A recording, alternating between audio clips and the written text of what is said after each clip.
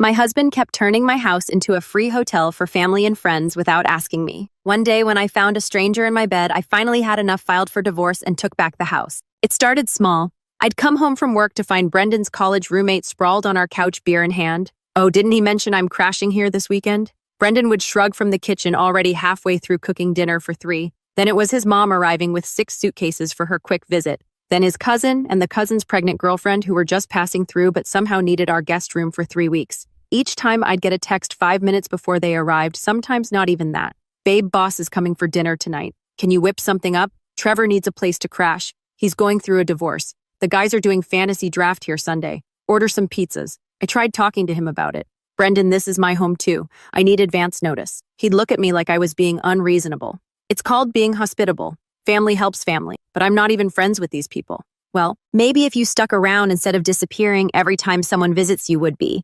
So I stopped explaining. When his parents announced they were staying from Thanksgiving through New Year's, I booked a hotel room. When his fraternity brothers showed up for their reunion weekend, I went to my sister's house. When he invited his entire office for a surprise barbecue on my birthday, I drove to the coast and turned off my phone. The comments started getting nasty. His mom called me a bad wife. His friends joked about me being a ghost. Someone posted a photo from one of Brendan's parties with the caption, "Great host shame about his antisocial wife." Our house became a revolving door of strangers eating our food, using our bathroom, sleeping in the guest room I'd never gotten to decorate because someone was always in it.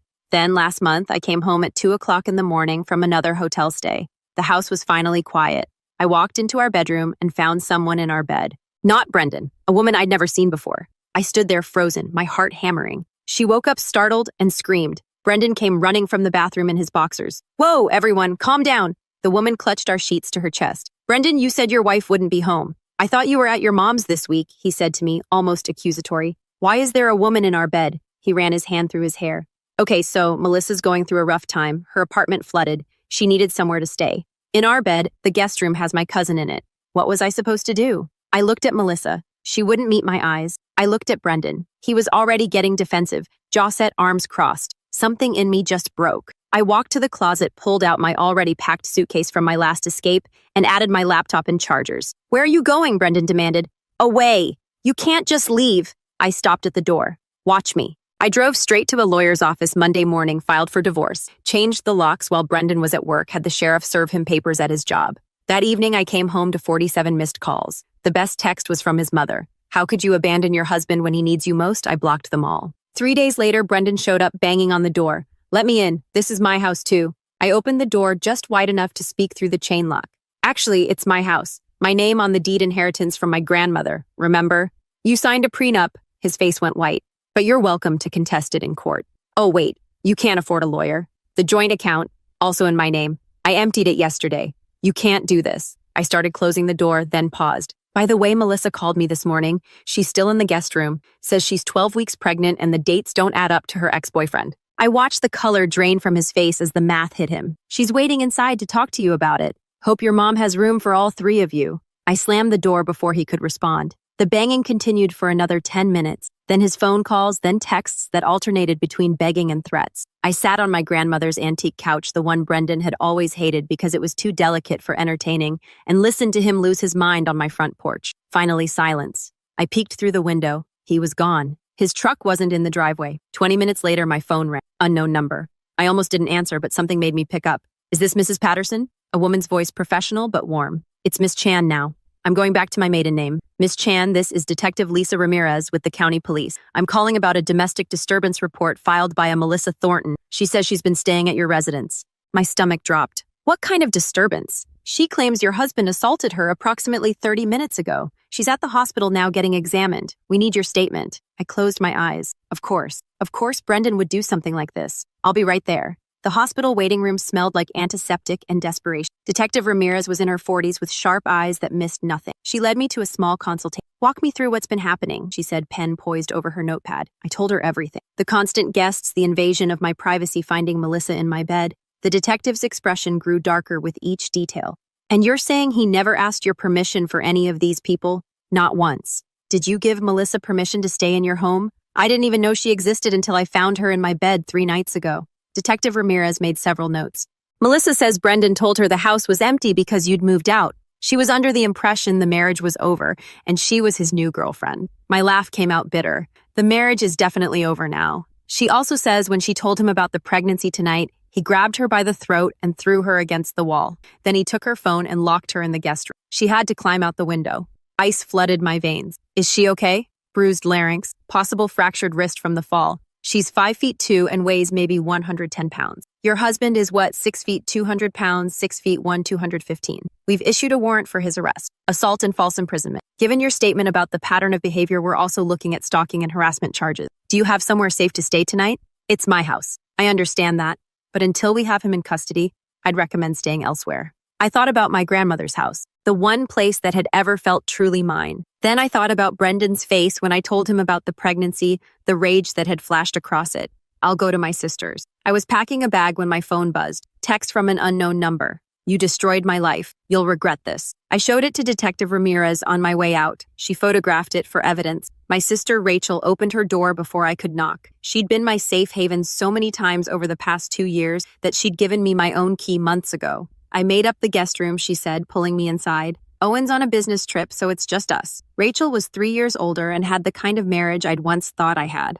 Owen actually asked before inviting people over. Imagine that. Want to talk about it? She asked, handing me a glass of wine. Brendan might have tried to kill his pregnant girlfriend tonight.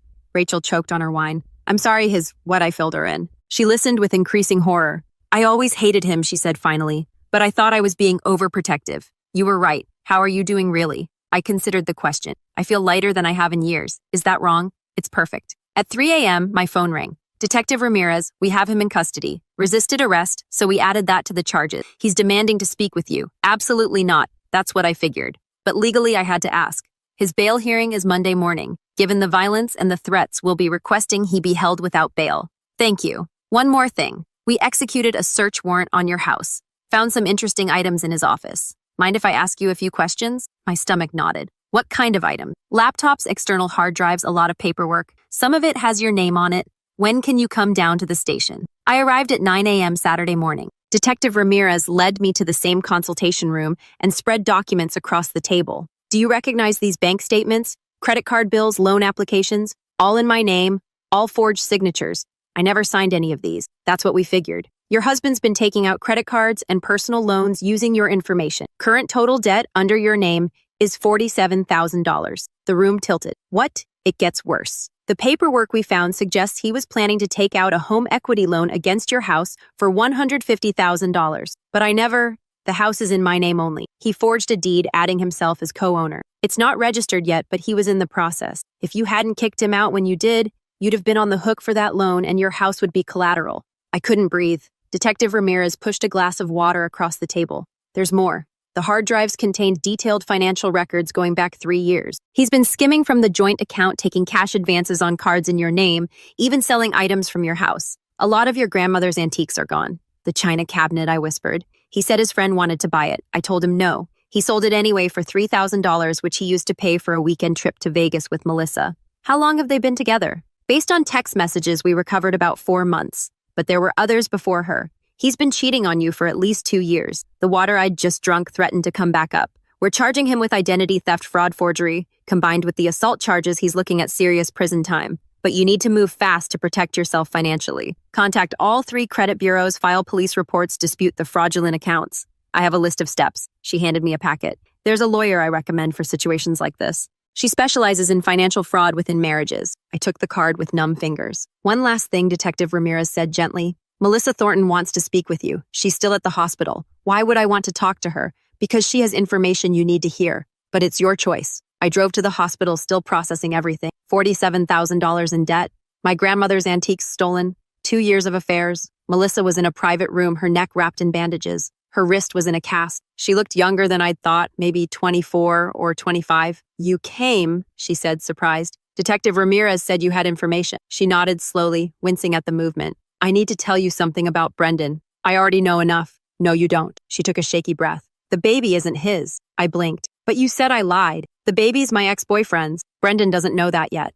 I was going to tell him tonight, but when I mentioned the pregnancy at all, he lost it. Then why tell him you're pregnant in the first place? Because I'm an idiot who believed him when he said he loved me. Tears tracked down her face. He told me you were abusive, that you'd moved out months ago, and he was filing for divorce. He said you'd cleaned out the bank accounts and left him with nothing, that he needed somewhere to stay while he figured things out.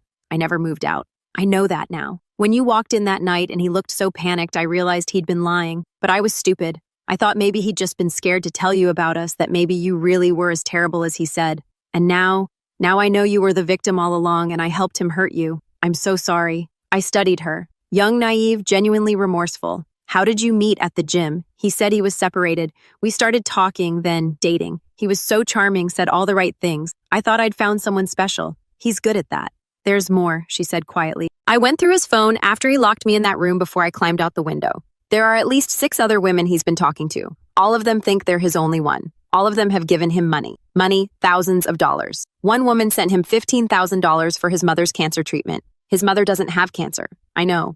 Another woman paid for his car repairs. Another for his brother's legal fees. All of it lies. The scope of his deception was staggering. Why are you telling me this? I asked. Because you deserve to know what you're dealing with. And because I need you to know I'm not trying to take anything from you. I don't want his child. I don't want his lies. I just want to go home and forget this nightmare happened. Where's home, Portland? I moved here for a job 6 months ago. I quit last week when Brendan said we were going to be a family. She laughed bitterly. I had my own apartment, my own life, and I gave it all up for a man who was using me. I recognize that pain. I did the same thing. Just took me 7 years instead of 6 months. We sat in silence. The detective said, "You're pressing charges," Melissa said finally. "Yes, good. Do it. Burn his whole life down." I almost smiled. "Can I ask you something?" she said. "Sure. Do you think we'll ever trust anyone again?" I thought about that. Probably not for a while, but maybe that's not the worst thing. Monday morning arrived with clear skies and cold wind. The bail hearing was at 10 a.m. I debated whether to attend, but Detective Ramirez convinced me it would help. "The judge needs to see you," she said. "Needs to understand this wasn't just a one-time incident." The courtroom was smaller than I expected. Brendan sat at the defense table in an orange jumpsuit, his public defender whispering urgently. He looked exhausted. Good. When he saw me, his expression transformed from defeated to enraged. He half stood before his lawyer, yanked him back down. The prosecutor was a woman in her 50s named Catherine Walsh. She laid out the charges methodically. Assault, false imprisonment, stalking, harassment, identity theft, fraud, forgery. Your Honor, the defendant represents a clear danger to Miss Chen and to the community at large. He has engaged in a pattern of deception, abuse, and financial fraud spanning multiple years. Since his arrest, he has made threatening statements about the victim to other inmates. We have documented evidence of ongoing manipulation and harassment. Brendan's lawyer argued for bail, said his client had no prior criminal record, was a productive member of society, had a job and community ties. My client admits the marriage was troubled, the lawyer said, but these charges are exaggerated and blown out of proportion by a vindictive ex-wife who's trying to take everything he has. I watched Judge Morrison's face. She was unimpressed. I've reviewed the evidence packet, the judge said, including text messages, financial records, and witness statement. This goes far beyond a troubled marriage. Mr. Patterson systematically defrauded his wife, brought unknown individuals into her home without permission, and violently assaulted a pregnant woman. Bail is denied. Brendan exploded, started screaming about how I'd ruined him, how I'd stolen everything, how I'd pay for this. Court officers had to physically restrain him while he was dragged from the courtroom. His mother was in the gallery. She glared at me with pure hatred. Outside, Catherine Walsh handed me her card. "We'll need you to testify at trial. Can you handle that?" "Yes. His lawyer is going to come at you hard, make you out to be the bad guy. You need to be prepared." "I'm prepared." She studied me. "You know what, I believe you." The lawyer Detective Ramirez recommended was named Vivian Torres. Her office was downtown, tastefully decorated with walls covered in certificates and commendations. "I've handled 200 cases like yours," she said, reviewing my document. "This is extensive, but not unusual. Men like your husband see their wives as resources to exploit. Can I fix this?" "Yes, but it'll take time. We'll file identity theft reports with all 3 credit bureaus, dispute every fraudulent account, and go after him for restitution as part of the criminal case. The good news is, everything's well documented. The bad news is, it'll take at least a year to fully clean up." "What about the house?" "The forged deed isn't legally binding since it was never properly registered and you never consented. Your house is safe, but we need to make absolutely certain he can't come back and try this again." She walked me through the process, freezing my credit, filing police reports, contacting creditors, documenting every fraudulent transaction. "One more thing. Vivian said you need to sue him in civil court for damages, emotional distress, theft of property. The criminal case will put him in prison. The civil case will make sure he never profits from what he did." "How much are we talking?" "Between the stolen property, the fraudulent debt, your legal fees, and punitive damages, I'd aim for $300,000. I whistled. "He doesn't have that kind of money." "No, but he'll have a criminal record and a judgment following him for the rest of his life." Every job will see it, every background check. He'll never escape what he did. I signed the retainer agreement. Rachel threw me a divorce party that weekend. Just close friends, my sister's back patio, too much wine. To freedom, my best friend Nadia toasted. To never having unexpected house guests again, Rachel added. To changing the locks, I said, and everyone cheered. Nadia pulled me aside later. How are you really doing? I keep waiting to feel sad. I admitted or scared or something, but mostly I just feel relieved. That's normal. You've been in survival mode for years. The grief will come later. What if it doesn't? She smiled. Then you're luckier than most. My phone buzzed. Text from an unknown number. This isn't over. You'll pay for what you did. I showed it to Rachel. She immediately called Detective Ramirez. He's not supposed to have phone access, the detective said angrily. Someone's smuggling it in. I'll handle it. The calls and texts from blocked numbers continued for a week. Always vague threats, always untraceable. Then they stopped abruptly. Detective Ramirez called. We found the phone. Another inmate was letting him use it in exchange for commissary money. That inmate's now in solitary and your ex is banned from the phone system entirely. Thank you. There's something else. Melissa Thornton filed for a restraining order and 3 of the other women he was scamming have come forward with their own complaint. This case is growing. Good. 3 months later, Brendan took a plea deal. 15 years eligible for parole in 8. His lawyer had advised him that taking it to trial would mean twice that sentence given the overwhelming evidence. I attended the sentencing hearing, watched him shuffle into court in chains. He'd lost weight. His hair was graying at the temples. The judge allowed victim impact statements. Melissa went first, describing the fear she'd felt when he'd attacked her.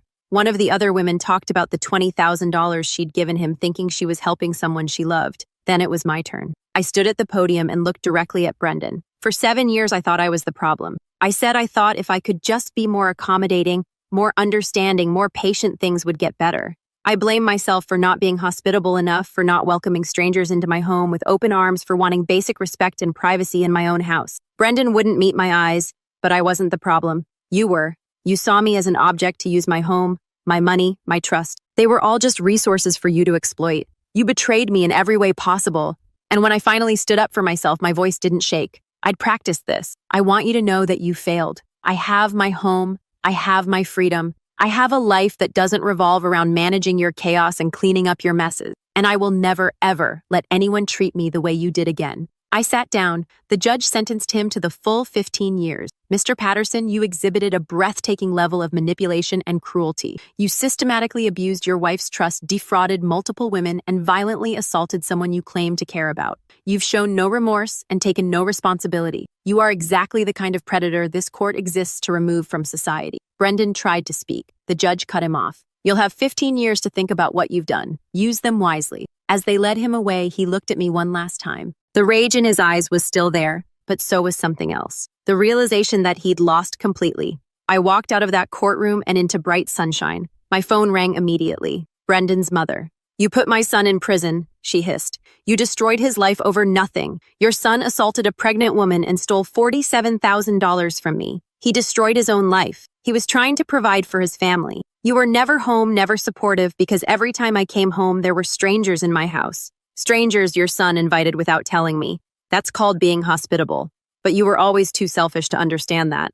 I almost laughed. You stayed at my house for 6 weeks without asking. You criticized everything I did. You told your son I was a bad wife because I wanted advance notice before hosting dinner parties. And you're calling me selfish. He's my son. And he's a criminal. If you'd raised him to respect boundaries and treat people with basic decency, maybe he wouldn't be in prison. I hung up, blocked her number. The civil suit took 8 months. Brendan tried to fight it from prison, filing motions written in crayon because they wouldn't give him proper materials. His lawyer withdrew after Brendan started sending threatening letters. He represented himself at the hearing badly. Your Honor, he said, standing in his orange jumpsuit via video link. This is all a misunderstanding. My wife is vindictive and trying to ruin me. Judge Chen, no relation to me, just a coincidence, looked unimpressed. Mr. Patterson, you've been convicted of fraud, identity theft, and assault. The evidence is overwhelming. Do you have any actual defense to these claims? She's exaggerating everything, really. Because I have bank records showing you stole $47,000. I have police reports about the assault. I have witness testimony from multiple women you defrauded. What exactly is exaggerated?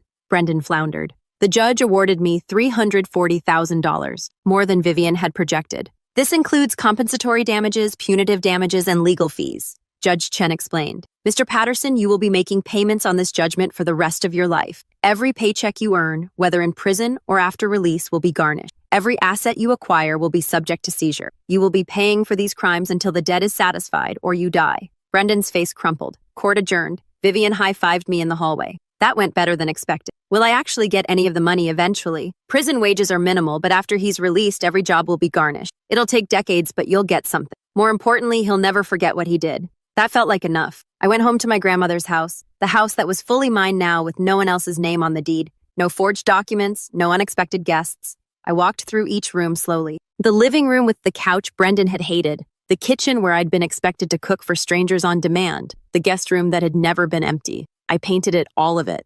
Every wall a different color. Bold, vibrant shades that Brendan would have hated. He'd always insisted on neutral tones for resale value, but I wasn't selling. This was my home. Rachel came over to help. We drank wine and painted until 2 a.m. Music blasting, making plans. What do you want to do with the guest room? She asked. I'm thinking a library, floor-to-ceiling bookshelves, reading nook. The kind of space that's absolutely not guest-friendly. Perfect. Or maybe an art studio. I always wanted to paint. Do both. You have a whole house. I did. I had a whole house and a whole life and no one to ask permission from. 6 months after the sentencing, I was reorganizing the basement when I found boxes I didn't recognize. Brendan's stuff, apparently, that I'd never known was there. Inside were photo albums, not of us, of other women. Hundreds of photos. Women I didn't recognize. Notes in handwriting I didn't know. Love letters addressed to Brendan from a dozen different people. I sat on the concrete floor and went through all of it. There was Courtney, who'd written him poetry. Jasmine, who'd sent him care packages when he claimed to be deployed overseas. He was never in the military. Rebecca, who'd apparently lent him $30,000 for a business venture that never existed. The documentation of his deception was stunning. I called Detective Ramirez. You need to see this. She arrived within an hour, photographed everything. This is evidence of a pattern going back at least a decade. How did we miss this? It was hidden. Even I didn't know it was here.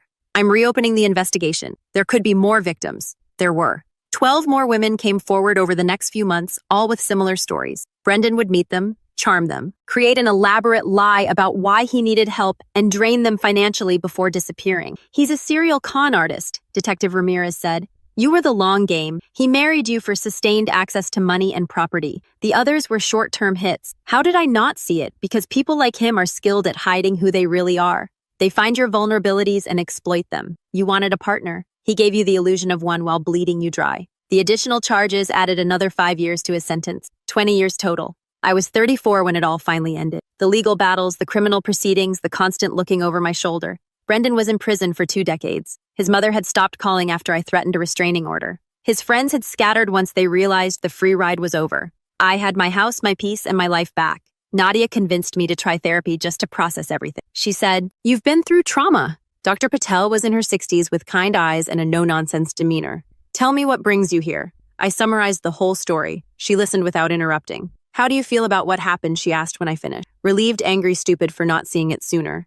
Those are all normal reactions. What else I thought about it? Free. I feel free. Good. Hold on to that feeling. Over the next year, I worked through the guilt of not recognizing the abuse, the shame of being manipulated, the anger at all the lost time. You spent 7 years in survival mode, Dr. Patel said. That's not wasted time. That's you doing what you needed to do to stay safe. Now you're learning to thrive instead of just survive. I started dating eventually, casually, carefully, with strict boundaries. The first time a man asked to come over, I said no automatically. I'm not ready for that yet.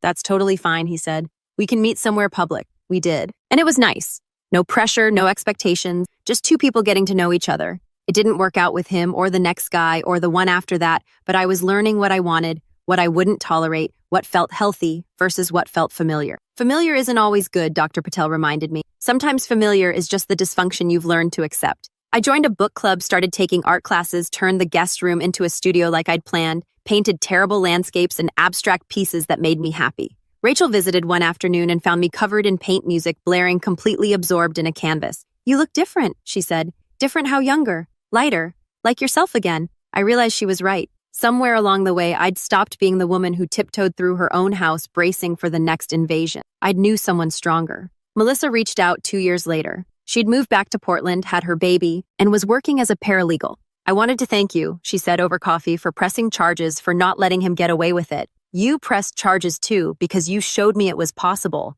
Before that night, I thought I had to just accept what happened, but you fought back, and that gave me the courage to do the same. We kept in touch, not close friends, but connected by shared trauma and mutual survival. I was 37 when I met Leo. He was a contractor doing work on Rachel's house, and she introduced us at a barbecue. Fair warning, Rachel told him she has very firm boundaries about home visits. He laughed. Good, so do I. I like my space. We started slowly coffee dates, walks in the park, museum visits. He never pressured me for more. 3 months in, I invited him to dinner at my house. You sure, he asked? I think so. Is that okay? More than okay. I'm honored. He showed up exactly on time with flowers and wine, complimented my art. Asked before sitting on each piece of furniture, as if he understood how hard it was for me to let anyone into my space. This is a beautiful home, he said.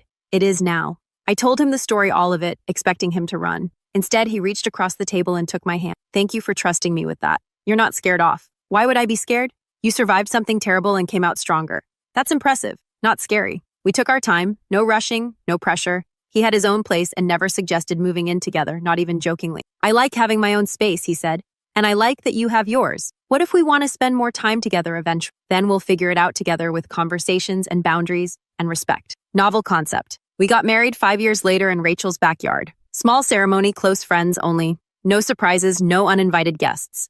Leo and I bought a second house together, his and mine arrangement. We'd spend some nights at each place, but we each maintained our own space. People think it's weird, he said. Let them. I was 43 when Brendan got out on parole. 8 years served, 7 off for good behavior and overcrowding. Detective Ramirez called to warn me. He's out, but there are conditions. No contact with you or any of his victims. If he violates it, he goes straight back. Where's he living? His mother's house, about 30 miles from you. I felt nothing. No fear, no anger. Just mild interest in the information. You okay? The detective asked. Yeah, actually, I'm fine. He tried to call once. I blocked the number, tried to send an email. It went straight to spam, showed up at Rachel's house looking for me. Leo answered the door. Can I help you? Leo asked pleasantly. I'm looking for my wife. You mean my wife? Because I don't know you, but you definitely don't know her. Brendan's face twisted. Tell her I need to talk to her. It's important. What's important is that you're violating your parole conditions right now. She has a restraining order. You're not allowed to contact her. I just want to explain. I'm calling the police in 30 seconds if you're still on this property. Brendan left. He was back in prison 2 months later for violating parole, another 2 years added to his sentence. I heard about it from Detective Ramirez.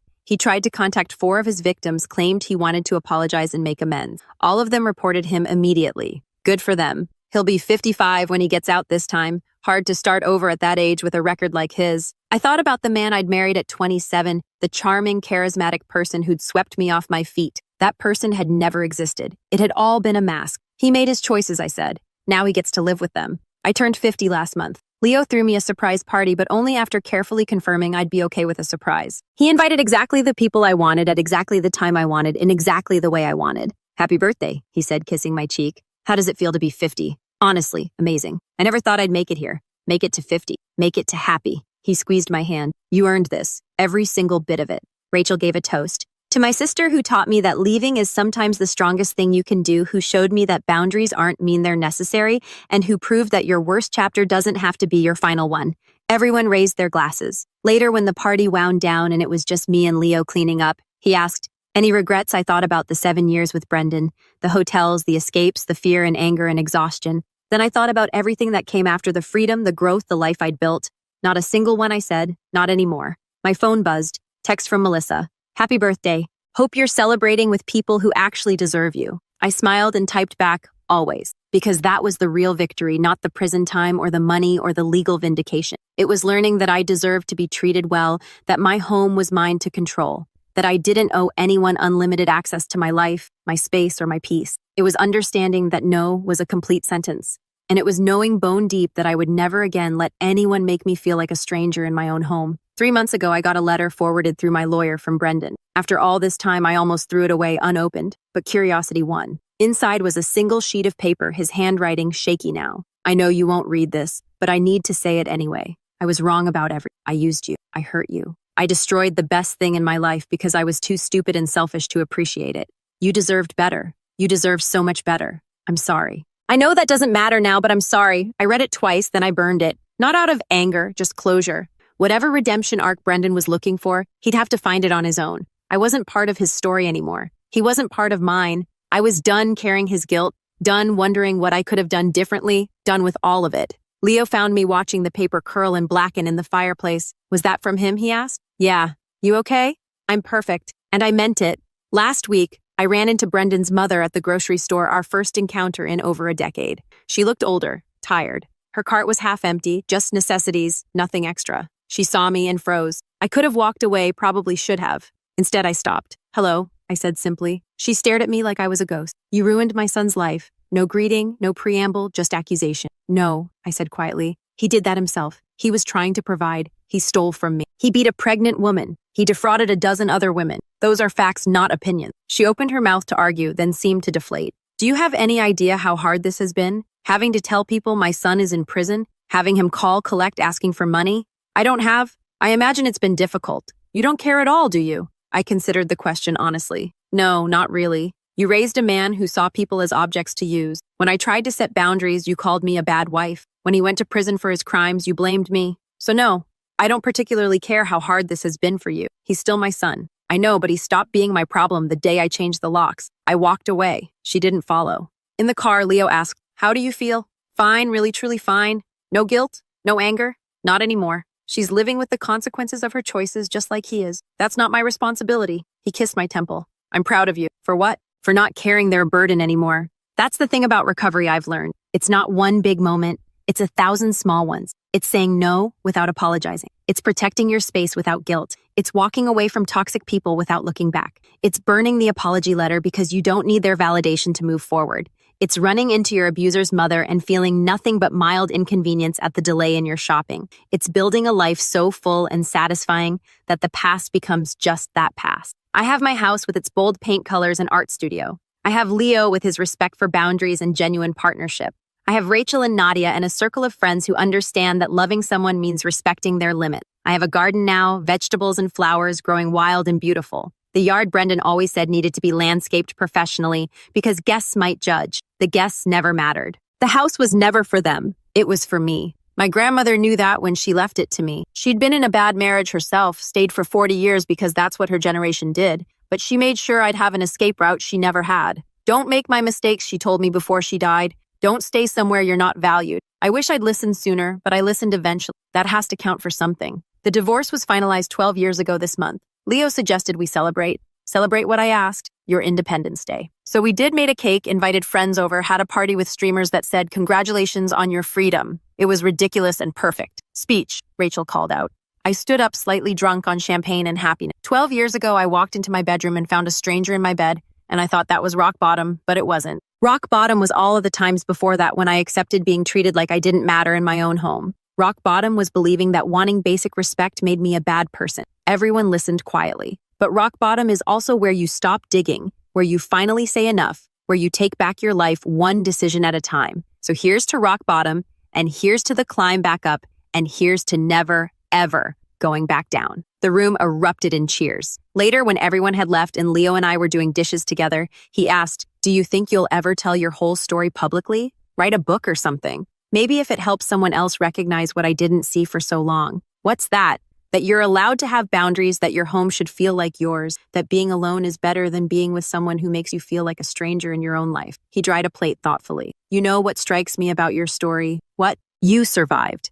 Against everything he threw at you, the manipulation, the theft, the isolation, the violence, you survived. You more than survived. You thrived. I had help, sure, but you're the one who made the choice to leave, to fight back, to rebuild. That was all you. I thought about the woman I'd been at 27, eager to please, desperate to be loved, willing to shrink herself to avoid conflict. She wouldn't recognize me now. You know what the best part is, I said. What I like myself now. I didn't used to. I thought if I could just be better, do more, try harder, I'd be worthy of love. But I was already worthy. I just needed to find people who saw that. I see it. I know you do. We finished the dishes in comfortable silence. My phone rang. Unknown number. I almost didn't answer. Hello, is this the woman who was married to Brendan Patterson? A young voice, female, nervous. My chest tightened. Who's asking? My name is Kennedy. I'm his daughter. The world tilted. His what? From before he married you. He didn't tell you about me, did he? No, he didn't. Yeah, that sounds like him. A bitter laugh. I found out he was in prison, started researching what happened. Your name came up a lot. How old are you? 23. He was never really in my life. Paid child support, sporadically visited maybe twice a year. Mom raised me basically alone. I'm sorry. Don't be.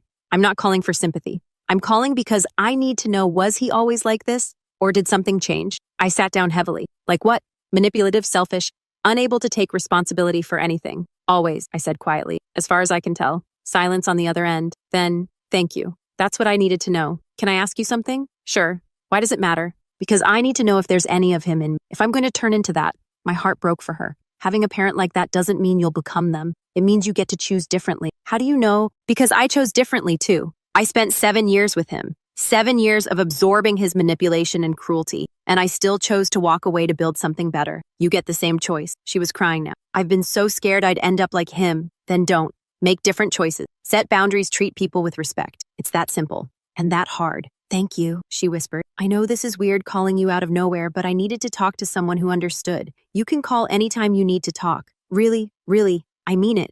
We exchanged numbers. She thanked me again and hung up. Leo had been listening from the doorway. You okay? He has a daughter. All those years and he never mentioned her once. Sounds consistent with his character. She was scared she'd become him. What did you tell her that she gets to choose who she becomes? Good answer. I thought about Kennedy. 23 years old, carrying the weight of her father's legacy, wondering if his poison lived in her blood. I knew that fear, not from genetics, but from experience. The worry that being with someone toxic for so long had contaminated me somehow, that I'd absorbed his patterns, his cruelty, his inability to love. But I hadn't, and she wouldn't either. The cycle breaks when you decide to break it. Kennedy texted me 2 days later. Had coffee with my mom, told her about our call. She says, thank you for talking to me, and she's sorry for what you went through. I typed back, tell her I'm sorry too. Single parenting is hard, especially when the other parent is useless. She laughed when I read her that. Says she wishes she'd met you years ago. Maybe in another universe we could have been allies. 2 women dealing with the same terrible man supporting each other instead of being kept separate by his lies. But this universe worked out okay too. Leo and I are planning a trip to Italy next month.